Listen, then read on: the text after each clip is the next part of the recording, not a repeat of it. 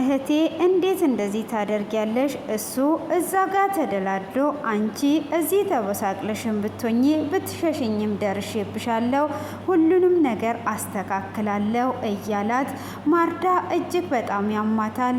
ወንድሜ የኔ ትኬት ተቆርጧል፣ ወደ እነማዬ የሚሄድበት ቀርቧል ብላ ትለዋለች።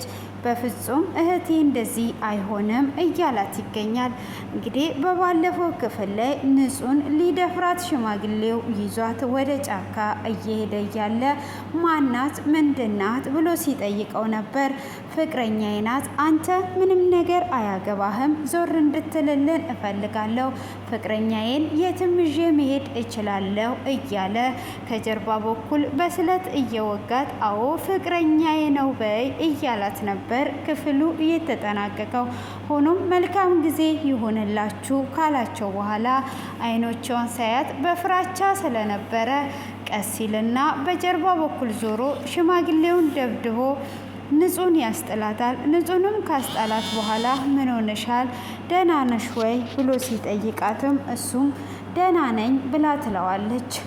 ከዛ በስተቀረ አይዞሽ ብሎ ውሃ ገዝቶላት መጥቶ ምን ሆነሻል አሁን ተጎድተሻል ወይ ብሎ ሲላትም ጀርባዬ ብቻ ነው የተጎዳው ብላ ትለዋለች። ጀርባዋንም የቆሰለችበትን በፕላስተር ያሽግላትና በቁስል ማሸጊያ ካሸገላት በኋላ ውሃውንም ከጠጡ በኋላ እንግዲህ እሷም ወደ ተለመደው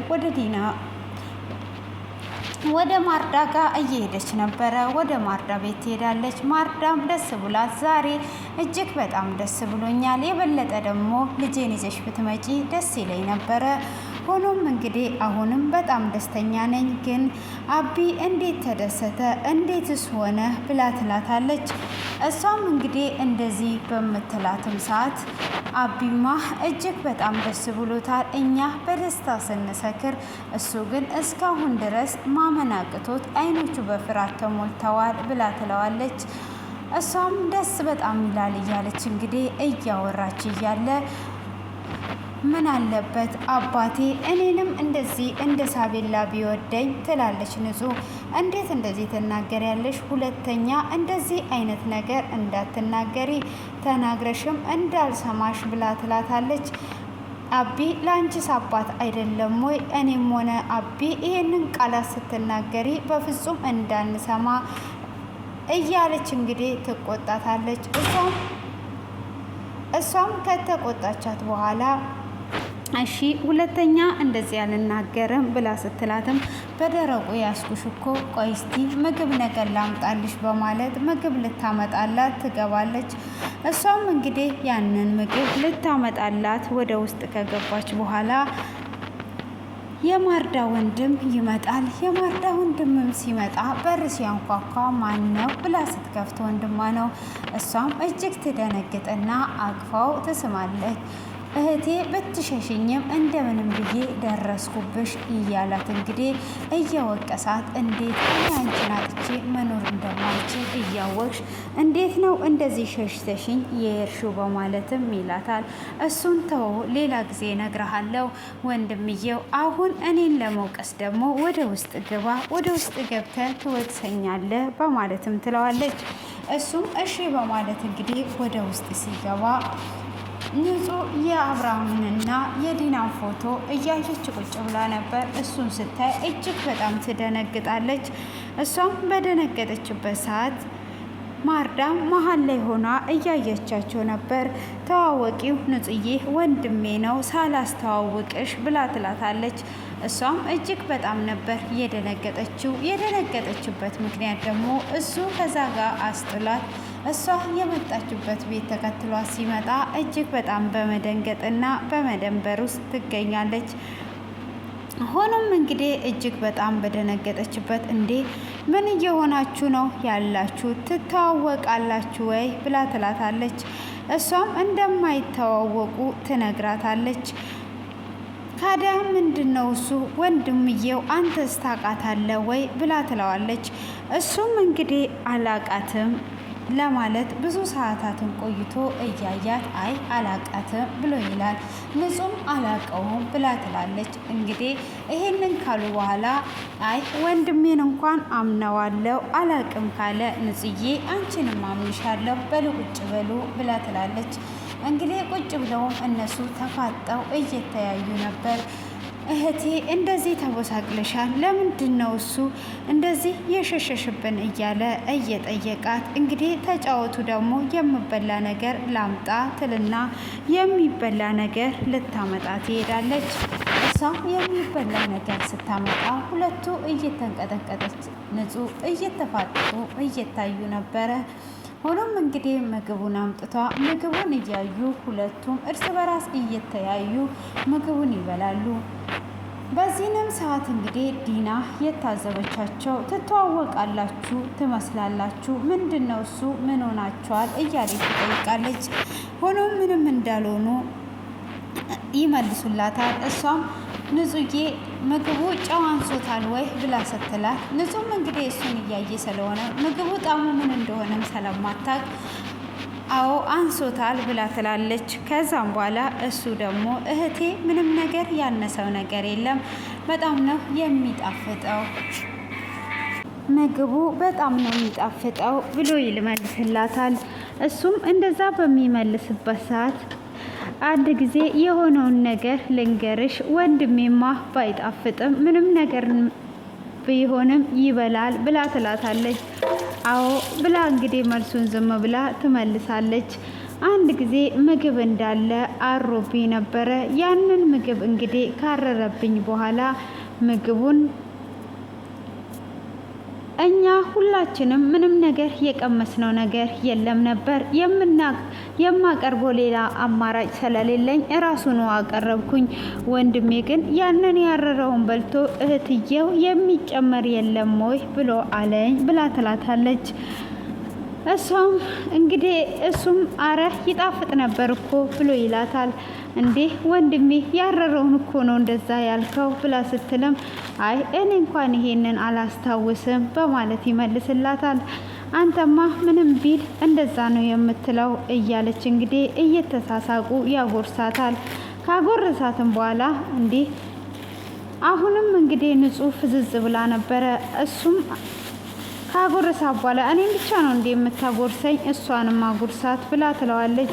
እሱም እንደዛ በምትለው ሰዓት ቶሎ ብላ ንጹህ እኔ አልፈልግም ታውቂያለሽ አይደል ጉርሻ አልወድም ብላ ትላታለች።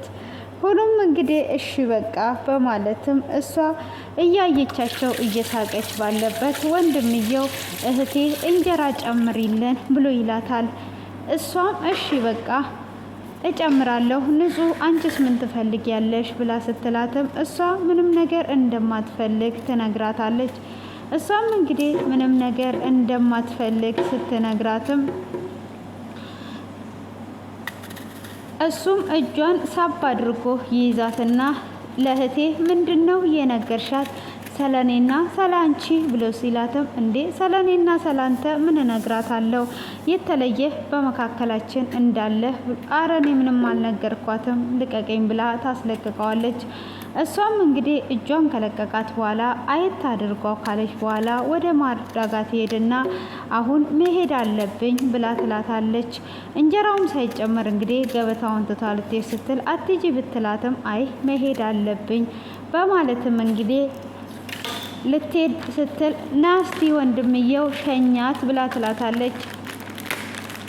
ብላ ትለዋለች። እሱም እሺ በቃ በማለት ሲነሳ ሳቤላም ንጹህ እኔ ማንንም አልፈልግም በራሴ ሄዳለሁ ብላ ስትላትም እንዴ ይሸኝሽ እንጂ ብላ ትላለች። እሱም እንግዲህ ውጪ እንደደረሱ ሳብ አድርጎ ይጠይቃትና ሰውየው ከእህቴ ጋራ ምንድነው የሚያገናኘው? እህቴን ሊጎዳት ነው ወይ?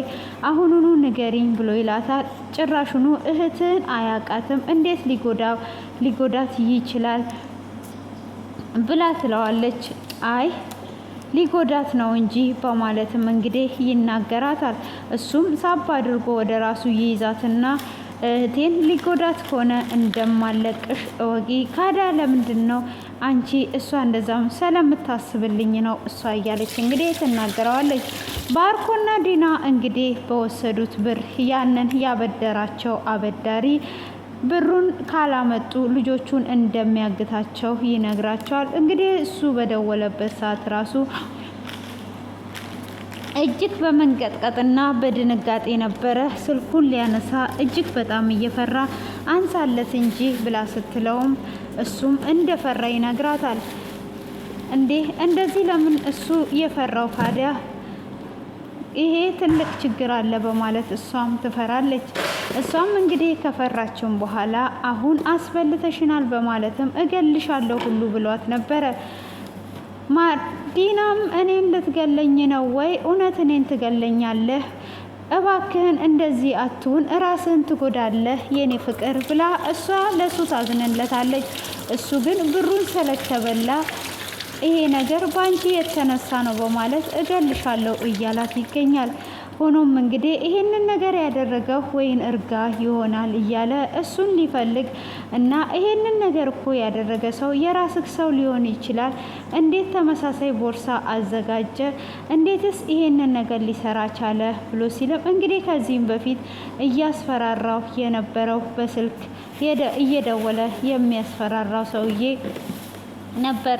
እንግዲህ አሁን ላይ ይሄ ከሌን አውራው ብሎ ሲለውም ሲያወራው እጅግ በጣም ይደነግጣል። ልጆቹንም እንግዲህ እንደሚያግታቸው ሲናገር ዲናም ልጆቼን ጫፉን እንዳትነካ ልጆቼን እንዳይነካ እያለ ትገኛለች። ሆኖም እንግዲህ አሁን ላይ እነ ባርኮ ትልቅ ችግር ውስጥ ገብተዋል። አሁን ምን ማድረግ አለብን ብላ ዲና ስትጠይቀውም አሁን ምን ማድረግ አለብን የሚለው ነገር ሳይሆን እኔ የመጣልኝ በጣም ትልቅ ችግር ውስጥ እንደገባን ነው ብሎ ይላታል። እሷም እንግዲህ ይሄንን ባለችው ሰዓት እሱም ሄጄ እርጋን መፈለግ አለብኝ ሄጄ ሳቡን እሰጠዋለሁ እያለ ተጎድቻለሁ ያለው ሰውዬ እየሮጠ ይወጣል። እሱም እየሮጠ ሲወጣ አብርሃምም ያየውና እንዴ የተጎዳው ባርኮን አይደል እንዴ? እንዴትስ እንደዚህ እየሮጠ እየሄደ ነው እያለ እንግዲህ ዲና ልትመልሰውን ብትል በፍጹም አልመለስም፣ አንቺ የፈለግሽውን ነገር ፈጥረሽ መናገር ትችያለሽ፣ እኔ መሄድ አለብኝ ብሎ ገፍትሯት ይሄዳል።